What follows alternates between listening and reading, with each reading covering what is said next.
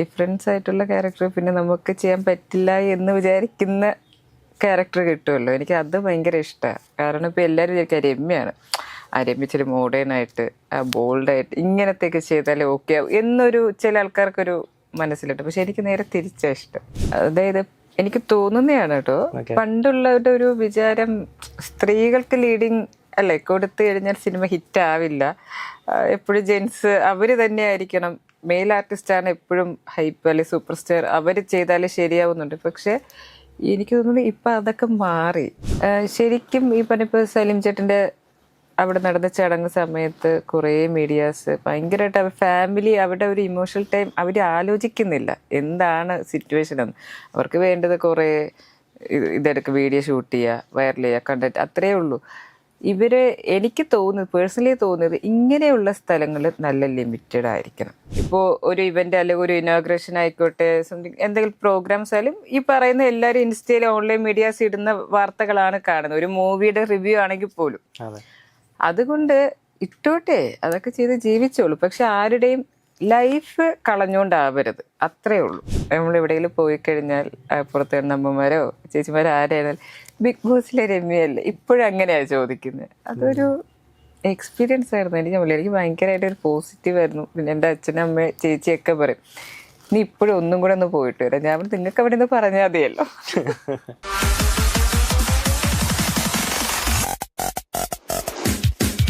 Hello hi, ഇന്ന് നമ്മുടെ കൂടെയുള്ളത് മലയാളികൾക്ക് ഏവർക്കും പ്രിയപ്പെട്ട ഒരു താരമാണ്. ചങ്സ്, ഒരേ മുഖം, പൊറിഞ്ചുമറിയൻ ജോസ് എന്നീ സിനിമകളിലൂടെയും ബിഗ് ബോസിലെ മികവാർന്ന പെർഫോമൻസിലൂടെയും പ്രേക്ഷകരുടെ മനസ്സ് കീഴടക്കിയ രമ്യ പണിക്കർ.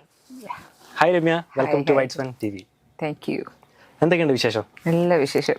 സുഖമായിട്ടിരിക്കുന്നു അല്ലേ? സുഖമായിട്ടിരിക്കുന്നു. തിരുവനന്തപുരത്തല്ലേ വീട്? ശരിക്കും ട്രിവാൻഡ്രത്ത്.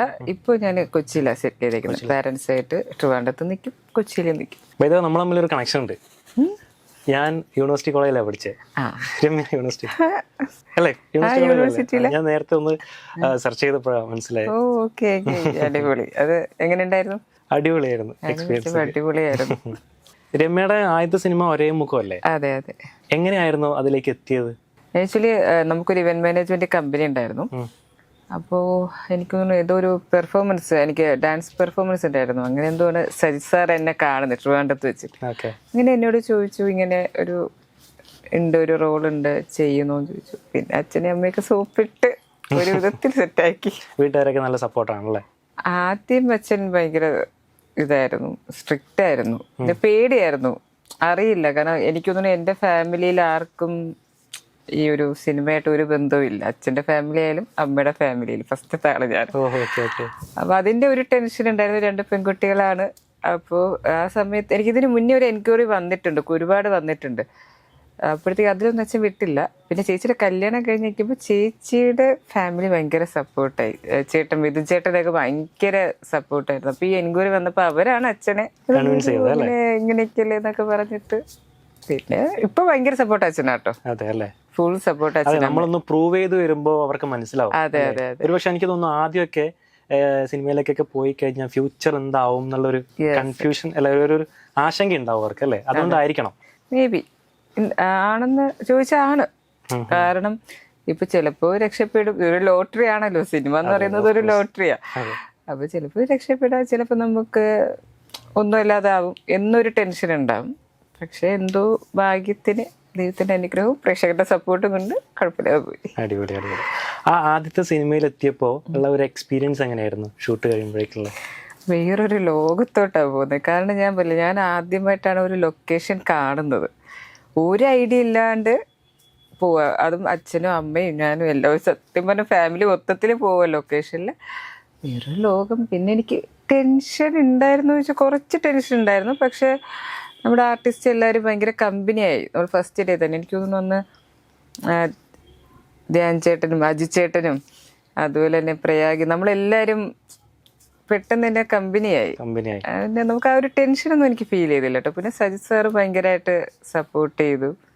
ഒരു ഭയങ്കര കംഫർട്ടബിൾ ആയി. അതെ അല്ലേ? Nice nice. ഈ ഇപ്പോൾ രമ്യ ഇപ്പോൾ കുറേ സിനിമകൾ ചെയ്തിട്ടുണ്ട്. ഒരേ മുഖം, ചങ്സ്, പൊറിഞ്ചുമറിയം ജോസ്, ഇപ്പോൾ ലാസ്റ്റ് ചെയ്ത തങ്കമണിയാണെന്ന് തോന്നുന്നു അല്ലേ? തങ്കമണി അല്ല, രഘുറാം. അപ്പോൾ ഏകദേശം എനിക്ക് തോന്നുന്നു ഒരു 10-15 സിനിമകളിലധികം ഇപ്പോൾ ചെയ്തിട്ടുണ്ടാവും. അപ്പോൾ ഈ രമ്യ ഒരു പ്രൊജക്റ്റിലേക്ക് ഇന്നാവുന്നത് എങ്ങനെയാണ്? ഒരു ഐ മീൻ സിനിമ ചൂസ് ചെയ്യാൻ വേണ്ടി എന്താണ് നോക്കുന്നത്? അല്ല, ഞാൻ ആദ്യം നോക്കുന്നത് ബാനറും ടീമും എല്ലാം നോക്കും. അതുപോലെ തന്നെ നമുക്ക് കിട്ടുന്ന ക്യാരക്ടർ നോക്കും. ഇപ്പോൾ ഒരു സിനിമ ചെയ്ത സെയിം ക്യാരക്ടർ തന്നെയാണെന്നുണ്ടെങ്കിൽ ഞാൻ അങ്ങനെ എടുക്കാറില്ല. എനിക്ക് തോന്നുന്നു ഞാൻ ഇതുവരെ എടുത്തിട്ടുമില്ല.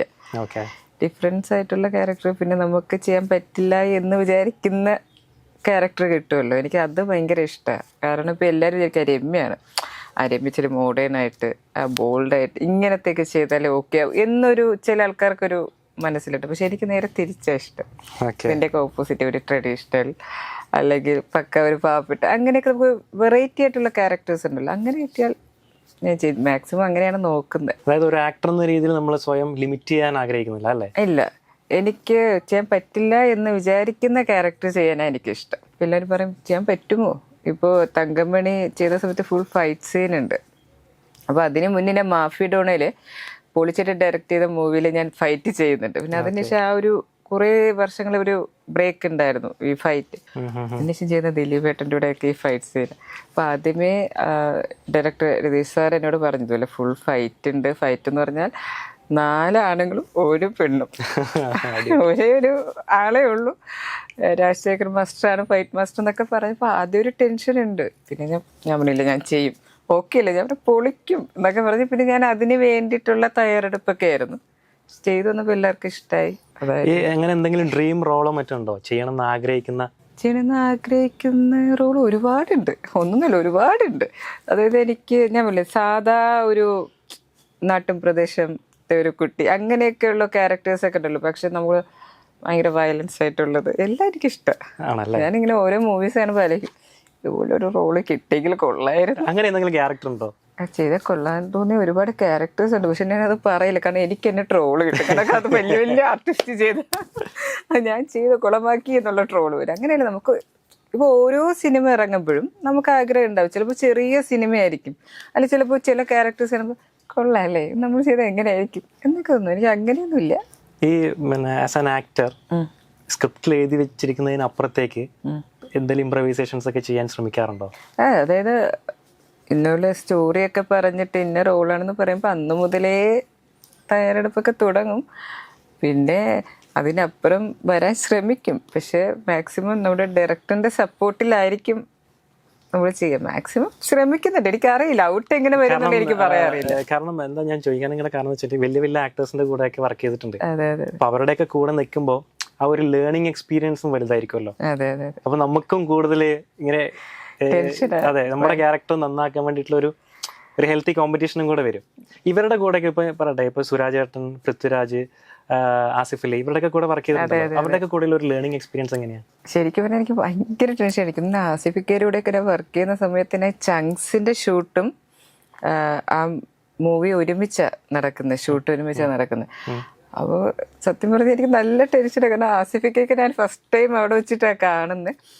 പക്ഷേ എനിക്ക് ടെൻഷനില്ലായിരുന്നു. ഞാൻ ഭയങ്കര കൂളായിരുന്നു. നമ്മുടെ കോ ആർട്ടിസ്റ്റ് കൂളാണെങ്കിൽ തന്നെ നമുക്ക് ഓക്കെയാ. പിന്നെ ഉള്ളിലൊരു ടെൻഷൻ ഉണ്ട്. എന്നാൽ ഒരു ടേക്ക് പോയി അടുത്ത ടേക്ക് പോകുമ്പോഴത്തേക്കും ഈശ്വര പോരേ ഇനി വഴക്ക് കിട്ടുമോ എന്നൊക്കെ ഒരു ടെൻഷൻ ഉണ്ടായിരുന്നു. പക്ഷേ എനിക്ക് അങ്ങനെയുള്ളൊരു ഇഷ്യൂസ് ഇതുവരെ ഇങ്ങനെ റീടേക്കുകളൊക്കെ പോകുമ്പോൾ ഒരു പേടി വരാറുണ്ടോ? ആങ്സൈറ്റി? പിന്നെ പേടി വരാറുണ്ട്. ഞാൻ എല്ലാ ദൈവങ്ങളെയും വിളിച്ചിട്ട് അടുത്ത ടേക്ക് ഞാൻ നേർച്ച വയ്ക്കും. കാരണം നമുക്ക് ടെൻഷനായി. ഇപ്പം അത്രയും വലിയ ആർട്ടിസ്റ്റ് വെയിറ്റിംഗ് ആയിരിക്കും, നമ്മുടെ ഓപ്പോസിറ്റ് ആയിരിക്കും നിൽക്കുന്നത്. അപ്പോൾ ഒരു ടേക്ക് പോയിട്ട് ഡയറക്ടർ ഒരു ടേക്ക് കൂടെ പോവാം രമ്യ എന്ന് പറയുമ്പോൾ തന്നെ ടെൻഷനായി. നമ്മുടെ മിസ്റ്റേക്കും കൂടെ കൊണ്ടാണെന്ന് കാണുമ്പോൾ അത് ഏതൊരു ആർട്ടിസ്റ്റിനും ഉണ്ടാവും. ഈ ആങ്കർ ചെയ്യുന്ന ആൾ ഒരു ആർട്ടിസ്റ്റ് ആണ്, സ്വാഭാവികന്റെ ടെൻഷൻ ഉണ്ടാവും. അതെ. അപ്പൊ അതിപ്പോഴും ഉണ്ട്. അതിപ്പോ വലിയ ആർട്ടിസ്റ്റ് എന്നോ ചെറിയ ആർട്ടിസ്റ്റ് എന്നോ അങ്ങനെയൊന്നും ഇല്ല. എനിക്കിപ്പോ എന്റെ കൂടെ ഏത് ആർട്ടിസ്റ്റ് വർക്ക് ചെയ്താലും ഒരു റീടേക്ക് പോകുമ്പോഴത്തേക്ക് ടെൻഷനാണ്. നമ്മളൊരു ബുദ്ധിമുട്ടാകുന്നുണ്ടോ എന്നൊരു ടെൻഷൻ ഉണ്ടാവുമല്ലോ. എന്നാലും നമ്മളെ എക്സ്പീരിയൻസ് ആണ്. അതെ, അത് തീർച്ചയായിട്ടും. പിന്നെ നമ്മളെ കൂടെയുള്ള കോ ആർട്ടിസ്റ്റിന്റെ ആക്ടിങ്ങും അല്ലെങ്കിൽ അവർ ചെയ്യുന്ന ടൈമിങ്ങും എല്ലാം ഞാൻ ഇപ്പോഴും വാച്ച് ചെയ്യാറുണ്ട്. ഞാൻ എവിടെ പോയാലും ഇപ്പം നമ്മുടെ സീന് കഴിഞ്ഞാലും ഫ്രീ ടൈം ആണെന്നുണ്ടെങ്കിൽ ഞാനത് ഫുൾ ടൈം ഇങ്ങനെ വാച്ച് ചെയ്യും. അതിൽ നമുക്ക് കുറേ പഠിക്കാറുണ്ട്. നമ്മളൊക്കെ ഇപ്പൊ പഠിച്ചുകൊണ്ടിരിക്കുന്ന ആൾക്കാരല്ലേ. അപ്പൊ ഞാൻ ഇങ്ങനെ ഒന്ന് വാച്ച് ചെയ്യും. പിന്നെ ഓരോ മൂവീസ് കാണുമ്പോഴും ഞാൻ ഫുൾ ടൈം പിന്നെ ഓരോ ആർട്ടിസ്റ്റ്, അത് ഒരു ചെറിയ ആർട്ടിസ്റ്റ് ആണെങ്കിൽ പോലും ഞാനത് വാച്ച് ചെയ്യും. ഈ ചെയ്യാൻ ഏതാ ഏറ്റവും ഇഷ്ടമുള്ളത്? ഹ്യൂമർ ആണോ അതോ സീരിയസ് റോൾസ് ആണോ ഇമോഷണൽ ആണോ? എല്ലാം ചെയ്യാൻ ഇഷ്ടം, എല്ലാം ചെയ്യാൻ ഇഷ്ടം. എല്ലാം ചെയ്യാൻ ഞാൻ പറഞ്ഞു എനിക്ക് എല്ലാം എന്നാലും നമുക്കൊരു ഈസിനെസ് ഉണ്ടാവില്ല, അത് ഏത് ചെയ്യാൻ അങ്ങനെ എന്തെങ്കിലും ഉണ്ടോ? അല്ല, കൂടുതലും ബോൾഡ് ആയിട്ടുള്ള ക്യാരക്ടേഴ്സ് ചെയ്യാൻ അതൊരു ചെയ്തിട്ടുള്ളതിൻ്റെ ആ ഒരു എക്സ്പീരിയൻസിലായിരിക്കും ഇഷ്ടമാണ്. ഈ കാലഘട്ടത്തിൽ ഇപ്പം മലയാളത്തിൽ വരുന്ന സിനിമകൾ സ്ത്രീ കഥാപാത്രങ്ങൾ എഴുതുന്ന സിനിമയിൽ വരുന്ന സ്ത്രീ കഥാപാത്രങ്ങൾ വളരെ ശക്തമായ കഥാപാത്രങ്ങൾ എഴുതപ്പെടുന്നുണ്ട്. ആ ഒരു മാറ്റം വിസിബിളാണ്. ഫീമെയിൽ ഓറിയന്റഡ്, ഫീമെയിൽ സെൻട്രിക് സിനിമകൾ ഒരുപാട് വരുന്നുണ്ട്. അതെ അതെ, അവയൊക്കെ തിയേറ്ററിൽ വലിയ വിജയങ്ങൾ വന്നിട്ടുണ്ട്. അതെ അതെ. ഫോർ എക്സാമ്പിൾ പറയുകയാണെങ്കിൽ ലോക ബിഗ്ഗസ്റ്റ് കളക്ഷൻ കിട്ടിയ ഒരു ഒരു സിനിമയാണ്. എനിക്ക് തോന്നുന്നു ഒരു 300 കോടിയിലധികം കളക്ഷൻ കിട്ടിയ ഒരു സിനിമയാണ്. അതിന് ഇപ്പോഴും വേറൊരു മലയാള സിനിമ കവർ ചെയ്തിട്ടില്ല ആയിട്ടില്ല അല്ലേ? അപ്പോൾ ഈ ഒരു മാറ്റത്തെ എങ്ങനെയാണ് നോക്കിക്കാണുന്നത്?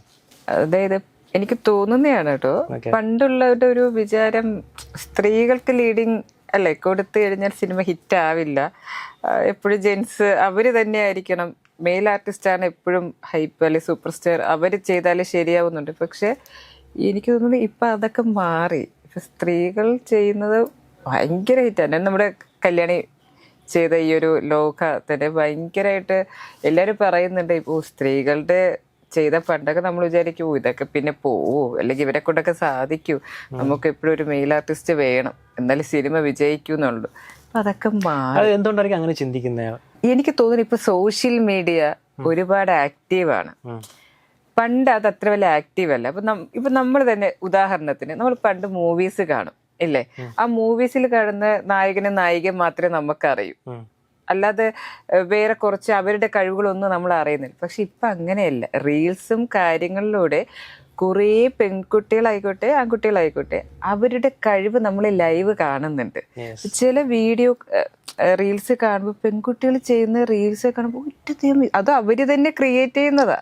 വേറെ സ്ക്രിപ്റ്റും കാര്യങ്ങളും എല്ലാം അവര് തന്നെ എഴുതി റെഡിയാക്കുന്ന കാണുമ്പോൾ ഇപ്പൊ ആൾക്കാർക്ക് മനസ്സിലാവുന്നുണ്ട് പെൺകുട്ടികൾ അത്രയും കഴിവുള്ള കുട്ടികളുണ്ട്, അവരെ വെച്ച് ചെയ്താലും ശരിയാ. അതാണ് ഒരുപാട് ന്യൂ കമ്പേഴ്സ് വരുന്നത്. പണ്ടതില്ല. പണ്ട് ചെയ്യുന്ന ആർട്ടിസ്റ്റ് തന്നെയാണ് ഇങ്ങനെ എപ്പോഴല്ലേ, പണ്ട് നമ്മളൊക്കെ കുഞ്ഞിലെ കാണുന്ന എല്ലാ ആർട്ടിസ്റ്റ് തന്നെയാണ്. ഇപ്പൊ അങ്ങനെയല്ല, ഓരോ സിനിമയിലും പുതിയ പുതിയ ആർട്ടിസ്റ്റ് വരുന്നുണ്ട്. സോഷ്യൽ മീഡിയ ആണ് മെയിൻ കാരണം എന്ന് എനിക്ക് തോന്നുന്നു. അതെ, നമുക്കിപ്പോ ഒരു ടാലന്റ് ഉണ്ടെങ്കിൽ അത് കാണിക്കാനുള്ള ഒരു പ്ലാറ്റ്ഫോം നമ്മുടെ കയ്യിൽ തന്നെ ഉണ്ട് ഇപ്പൊ അല്ലേ? അതെ. ഇപ്പൊ പണ്ടൊക്കെയാണ് സിനിമയിൽ ചാൻസ് ചോദിച്ച് നടക്കുക. തീർച്ചയായിട്ടും. ഇപ്പോ നമ്മുടെ ടാലന്റ് നമ്മൾ കാണിച്ചാൽ മതി അല്ലേ? കാണിച്ചാൽ മതി. കാരണം ഇപ്പൊ തന്നെ എടുക്കണമെങ്കിൽ ഒരുപാട് പുതിയ സിനിമയില് കുറെ റീൽസ് ചെയ്ത് വൈറലായ കുറെ ആർട്ടിസ്റ്റ് ഉണ്ട്. അവരൊക്കെ എങ്ങനെയാ ഈ ഒരു ഇത് കണ്ടിട്ടായിരിക്കുമല്ലോ ഡയറക്ടറൊക്കെ കാസ്റ്റ് ചെയ്യുന്നത്. അതാ ഞാൻ പറഞ്ഞ, പണ്ട് ആ പ്ലാറ്റ്ഫോം അവസരം ഇല്ലായിരുന്നു, ഇപ്പൊ അതുണ്ട്. രമ്യ ഇങ്ങനെ ഈ പറയുന്ന പോലെ ഒരു ഫീമെയിൽ സെൻട്രിക് കഥാപാത്രങ്ങൾ വന്നു കഴിഞ്ഞാൽ ചെയ്യോ? ആഗ്രഹമുണ്ടോ? ചെയ്യത്തെ, തീർച്ചയായിട്ടും ചെയ്യും. 1-2 സ്ക്രിപ്റ്റ് ഇപ്പൊ കേട്ടിട്ടുണ്ട്, നല്ല നോക്കിട്ട് ചെയ്യും. Nice nice. ഈ ഓൺലൈൻ മീഡിയകളുടെ അതിപ്രസരമാണ് ഇപ്പോൾ എല്ലായിടത്തും അല്ലേ? ഒരു ലൈസൻസ് ഇല്ലാതെ ഉള്ള ഒരു കടന്നു കയറ്റമാണ് ഇപ്പോൾ പത്രങ്ങളിലും മാധ്യമങ്ങളിലും വാർത്തകളിലും. ഇപ്പോൾ കഴിഞ്ഞ കുറേ ദിവസങ്ങളായിട്ട് ഇപ്പോൾ ശ്രീ സലീംകുമാർ മരിച്ച സമയത്ത് ചന്തുവിൻ്റെ ഒരു റിയാക്ഷൻ, അവരോടൊക്കെ ഇടപഴകുന്ന ഒരു രീതി നമ്മൾ കണ്ടതാണ്. ഇപ്പോൾ ഈ പറയുന്ന കേരള മുഖ്യമന്ത്രി അടക്കം ആൾക്കാരുടെ ഇടയിലേക്ക് ഇറങ്ങി അവരെയൊക്കെ തള്ളി മാറ്റേണ്ട ഒരു അവസ്ഥ വരെ നമ്മൾ കണ്ടതാണ്. അവർക്കൊരു നിയന്ത്രണം വേണം എന്നൊക്കെയാണ് ഇപ്പോൾ എല്ലായിടത്തും നമ്മൾ കേൾക്കുന്നത്. ഇപ്പം ഞാൻ പറയുകയാണെങ്കിൽ ഇപ്പോൾ രമ്യക്കും അങ്ങനെ ഒരു എക്സ്പീരിയൻസ് ഉണ്ടായിട്ടുണ്ട് ആറ്റുകാൽ പൊങ്കാലയുടെ സമയത്ത്. അപ്പം ഇതിനെ പറ്റി എന്താ പറയാനുള്ളത്? ശരിക്കും ഈ പറഞ്ഞപ്പോൾ സലീം ചേട്ടൻ്റെ അവിടെ നടന്ന ചടങ്ങ് സമയത്ത് കുറേ മീഡിയാസ് ഭയങ്കരമായിട്ട് അവർ ഫാമിലി അവരുടെ ഒരു ഇമോഷണൽ ടൈം അവർ ആലോചിക്കുന്നില്ല എന്താണ് സിറ്റുവേഷൻ എന്ന്. അവർക്ക് വേണ്ടത് കുറേ ഇതെടുക്കുക, വീഡിയോ ഷൂട്ട് ചെയ്യുക, വൈറൽ ചെയ്യുക, കണ്ടന്റ്, അത്രയേ ഉള്ളൂ. എനിക്ക് തോന്നുന്നത്, പേഴ്സണലി തോന്നുന്നത്, ഇങ്ങനെയുള്ള സ്ഥലങ്ങൾ നല്ല ലിമിറ്റഡ് ആയിരിക്കണം. കാരണം അവർക്കൊരു ലൈസൻസ് ഉള്ളവർക്കൊക്കെ മാത്രം, അല്ലെങ്കിൽ വളരെ കുറച്ച് മീഡിയയ്ക്ക് മാത്രമേ അനുവാദം കൊടുക്കാവൂ ഇങ്ങനെയുള്ള അവസരങ്ങൾ. പിന്നെ അല്ലാതെ ഇപ്പോൾ നടക്കുന്ന ഇപ്പോൾ ഇവൻറ്റ്സ് ഉണ്ടല്ലോ, ഇനാഗ്രേഷൻ, അത് നമുക്ക് ബാധിക്കുന്നതല്ല. അത് അവർ ഇവൻറ്റ് ചെയ്യുന്നവരുടെ ഇഷ്ടമാണ്. ഇപ്പോൾ ചിലപ്പോൾ ഷോപ്പ് ഇനാഗ്രേഷൻ ചെയ്യുമ്പോൾ അവർക്ക് വേണ്ടത് എന്തുവാണ്, മീഡിയ കവറേജാണ്. അപ്പം അങ്ങനെയുള്ളിടത്ത് ഞാൻ ഇപ്പോഴും പറയുന്നില്ല, കാരണം ജീവിച്ചു പൊയ്ക്കോട്ടെ. കാരണം ഓൺലൈൻ മീഡിയാസ് വഴിയും കുറേ പേര് ജീവിച്ചു പൊയ്ക്കോട്ടെ, അത് നല്ല കാര്യം. പക്ഷേ എൻ്റെ അവിടെ പൊങ്കാലയ്ക്ക് വന്നപ്പോൾ ഞാൻ വീട്ടിൽ അന്ന് പൊങ്കാല ഇടുന്നു. എൻ്റെ വീട്ടിലെന്ന് പറഞ്ഞാൽ ട്രിവാൻഡ്രത്തെ വീട്ടിലിങ്ങനെ ബൈക്ക് മാത്രമേ കയറത്തുള്ളൂ. അപ്പം പ്രതീക്ഷിക്കാതെ ഒരു ജനം ഇങ്ങോട്ട് വരുക. അപ്പം അമ്മ വിചാരിക്കുക അവിടെ നമ്മുടെ ക്ഷേത്രത്തിൽ ഉത്സവം നടക്കുന്ന സമയം അമ്മ പറയാ, എന്നെ പാറു എന്നാട്ടോ വിളിക്കുന്നത്, പാറു കുറെ പേര് ഇങ്ങോട്ട് വരുന്നുണ്ട്, ക്ഷേത്രത്തിൽ നിന്ന് വരുന്നതാണ് തോന്നുന്നു. പെട്ടെന്ന് ഞാൻ കണ്ടപ്പോൾ എനിക്കിത് എവിടെയോ കണ്ട്. അപ്പൊ പെട്ടെന്ന് മീഡിയ ഇങ്ങനെ കയറി വന്നു. പക്ഷേ ഞാൻ എൻ്റെ വീട്ടിൽ വന്ന എല്ലാ മീഡിയാസിനും ഞാൻ കുറ്റം ഇപ്പോഴും പറയില്ല. കാരണം ICG അങ്ങനെ ബട്ടർഫ്ലൈ അങ്ങനെ കുറേ ഇവൻറ്റ്സ് ഇവൻ്റ് അല്ല ഓൺലൈൻ മീഡിയാസിനെ എനിക്കും അറിയാം. കാരണം എറണാകുളത്തൊക്കെ വെച്ച് കണ്ടിട്ടുണ്ട്. അതിൽ 1-2 മീഡിയാസാണ് നമ്മൾ പോലും അറിയാമല്ലോ. നമ്മൾ ഇപ്പോൾ പൊങ്കാല ഇടുന്ന അല്ലെങ്കിൽ നമ്മൾ അങ്ങനെ ഒരു ക്ഷേത്രകാരിയായിട്ട് നിൽക്കുമ്പോൾ നമ്മുടെ മനസ്സിൽ അത് മാത്രമേ ഉള്ളൂ. അപ്പം ഇവരിങ്ങനെ എങ്ങനെ ഫോക്കസ് ചെയ്യും, എങ്ങനെ ഷൂട്ട് ചെയ്യുന്നുള്ള ചിന്ത നമുക്ക് പോകുന്നില്ല. അപ്പം എനിക്ക് 2 മീഡിയ മാത്രമേ ഉണ്ടായിരുന്നുള്ളൂ എൻ്റെ വീട്ടിൽ വന്നതിൽ നമുക്ക് ഇഷ്ടപ്പെടാത്ത രീതിയിൽ ഷൂട്ട് ചെയ്ത് അങ്ങ് വൈറലാക്കാൻ നോക്കിയത്. അതൊന്നും ശരിയല്ല. അത് അവർക്ക് റീച്ചിന് വേണ്ടി ചെയ്യുമ്പോൾ ഈ ഓപ്പോസിറ്റ് നിൽക്കുന്നവർക്ക് ഫാമിലി ഉണ്ട്, ഫ്രണ്ട്സ് ഉണ്ട്, അവർക്കൊരു ഫ്യൂച്ചർ ഉണ്ട്. ഇതൊന്നും ഇവർ ആലോചിക്കുന്നില്ല. ഞാൻ അന്നും പണ്ട് ഒരു ഇൻ്റർവ്യൂവിൽ പറഞ്ഞിട്ടുണ്ട്, നിങ്ങളൊരു വീഡിയോ ഇടുമ്പോൾ ഒരു 3-4 പ്രാവശ്യം ആലോചിക്കുക. നമ്മുടെ സന്തോഷത്തിന് നമ്മുടെ ബെനിഫിറ്റിന് വേണ്ടി മാത്രം ആകരുത്. ഓപ്പോസിറ്റ് നിൽക്കുന്നവർക്കൊരു ഫാമിലി ഉണ്ട്, അവർക്കൊരു ലൈഫ് ഉണ്ട്. ഇതൊക്കെ ആലോചിക്കണം. ഞാൻ ഇപ്പോഴും പറയുന്നുള്ളൂ. അല്ലെ ഓൺലൈൻ മീഡിയസിനെ ഞാൻ റിജക്റ്റ് ചെയ്യുന്നതല്ല, പക്ഷെ എല്ലാത്തിനും ഒരു ലിമിറ്റഡ് ആയിരിക്കണം, ലിമിറ്റേഷൻ വേണം, അത്രയേ ഉള്ളൂ. കാരണം ഇപ്പോൾ ഓൺലൈൻ മീഡിയയിൽ കൂടെയാണ് നമ്മൾ തന്നെ ഇപ്പോൾ ഒരു ഫംഗ്ഷൻ നടന്നാൽ അറിയുന്നത് അല്ലേ. ഇപ്പോൾ ഒരു ഇവന്റ് അല്ലെങ്കിൽ ഒരു ഇനോഗ്രേഷൻ ആയിക്കോട്ടെ, സംതിങ് എന്തെങ്കിലും പ്രോഗ്രാംസ് ആയാലും ഈ പറയുന്ന എല്ലാവരും ഇൻസ്റ്റയിൽ ഓൺലൈൻ മീഡിയാസ് ഇടുന്ന വാർത്തകളാണ് കാണുന്നത്. ഒരു മൂവിയുടെ റിവ്യൂ ആണെങ്കിൽ പോലും. അതുകൊണ്ട് ഇട്ടോട്ടെ, അതൊക്കെ ചെയ്ത് ജീവിച്ചോളൂ. പക്ഷെ ആരുടെയും ലൈഫ് കളഞ്ഞുകൊണ്ടാവരുത്, അത്രേ ഉള്ളൂ. മോശം രീതിയിൽ ദുരുപയോഗം ചെയ്യരുത്. അതെ, അത്രേ ഉള്ളൂ. മോശം രീതിയിൽ പോവരുത്. പിന്നെ അതുപോലെ തന്നെ ചില ആൾക്കാർ എൻ്റെ അടുത്ത് പറയാറുണ്ട്, എൻ്റെ ഫ്രണ്ട്സ് പറയാറുണ്ട്, വീഡിയോ ഇടുമ്പോൾ കമന്റ് ഇടുന്നത് കണ്ടില്ലേ എന്നൊക്കെ പറയും. അവര് ഈ മീഡിയയില് ഈ ഫീൽഡിലേ ഇല്ലാത്തവരാ വീഡിയോ ഇടുമ്പോൾ കമന്റ്സ് ഇടും. പിന്നെ ഞാൻ പറയും അവരിട്ടോട്ടെ, അവരുടെ കമന്റ്സ് അവരുടെ ടൈം, അത് റിജക്ട് ചെയ്യുക, അത്രേ ഉള്ളൂ. കുറെ ഇനോഗ്രേഷൻസ് ഒക്കെ ചെയ്തിട്ടുണ്ട്. അതെ അതെ. എത്ര ചെയ്തിട്ടുണ്ടോ ഇതുവരെ? എനിക്ക് തോന്നുന്നു ഞാൻ ഫസ്റ്റ് ഇനോഗ്രേഷൻ ചെയ്ത ചങ്സ് ഇറങ്ങിയ സമയത്താന്ന് തോന്നുന്നു എൻ്റെ ആദ്യത്തെ ഇനോഗ്രേഷൻ. ചങ്സിന്റെ എനിക്കിപ്പോഴും ഓർമ്മയുണ്ട്. മലപ്പുറത്ത് മൂവി പ്രൊമോഷൻ ഇപ്പുറത്ത് കിടക്കുമ്പോൾ ഞാൻ ഇവിടെ വന്ന് ഇനോഗ്രേഷൻ മലപ്പുറത്ത് വെച്ചിട്ട് എനിക്ക് തോന്നുന്നു അന്ന് മുതലേ ചെയ്യുന്നുണ്ട്. സിനിമ മേഖല മാറ്റി വെച്ച് കഴിഞ്ഞാൽ ബിഗ് ബോസ് സീസൺ 3 വന്ന് ഞെട്ടിച്ചിട്ട് പോയിട്ടുള്ള ഒരാളാണ് അല്ലേ? എങ്ങനെയുണ്ടായിരുന്നു ബിഗ് ബോസിലെ എക്സ്പീരിയൻസസ്? അയ്യോ, അതൊരു വേറൊരു ലോക. എനിക്ക് തോന്നുന്നു എനിക്ക് നല്ല എക്സ്പീരിയൻസ് ആയിരുന്നു കേട്ടോ. കാരണം പോസിറ്റീവായിട്ട് എനിക്ക് ബാഡ് അടിച്ചിട്ടില്ല ബിഗ് ബോസ്. കാരണം ഞാൻ ഹോസ്റ്റലിൽ നിന്നിട്ടില്ല. അങ്ങനെ റിലേറ്റീവ്സിന്റെ വീട്ടിലും നിന്നിട്ടുണ്ടെങ്കിലും അമ്മ അച്ഛൻ അങ്ങനെ എല്ലാവരുമായിട്ട് നിന്നിട്ടുള്ളൂ. അല്ല മാറി നിന്ന് ശീലം. ഇപ്പൊ ഷൂട്ടിനാണെങ്കിൽ പോലും എനിക്ക് നമുക്കറിയാം നമ്മുടേതായിട്ടുള്ള ഒരു പ്രൈവറ്റ്, എനിക്ക് അങ്ങനെ ഭയങ്കര പ്രൈവസി ഭയങ്കരമായിട്ട് വേണ്ട ഒരാളാണ്. ഞാൻ ചെയ്ത ബിഗ് ബോസിലോട്ട് എൻട്രി ചെയ്ത്. അപ്പം ആദ്യത്തെ എനിക്ക് തോന്നുന്നു ഒരാഴ്ച എനിക്ക് പറ്റില്ല, ഒരാഴ്ചയല്ല ഒരു 1.5 ആഴ്ച എനിക്ക് പറ്റിയില്ല. അത് കഴിഞ്ഞപ്പോഴാണ് എല്ലാവരുമായിട്ടൊന്ന് സെറ്റായി വന്നത്. അത് നല്ലൊരു എക്സ്പീരിയൻസ്. ഒരു 10 മൂവി ചെയ്യുന്ന റീച്ച് ആയിരുന്നു ആ സമയത്ത്. എനിക്ക് തോന്നുന്നു ആ റീ എൻട്രി ഭയങ്കര വൈറലായിട്ടുള്ള ഒരു ഐറ്റം ആയിരുന്നു.